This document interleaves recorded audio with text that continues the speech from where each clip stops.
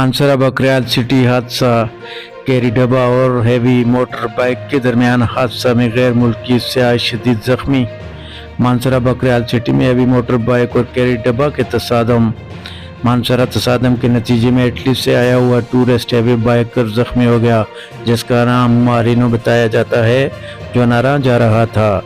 Emergency के इत्तला पर rescue 1122 की मेडिकल टीम मौके पर पहुंची। जख्मी होने वाले बाइकर को रेस्क्यू कर लिया गया। फर्स्ट एड देकर मानसरा किंग अब्दुल्ला अस्पताल शिफ्ट किया गया है। इश्तियाक बुखारी, स्टेट न्यूज़, मानसरा।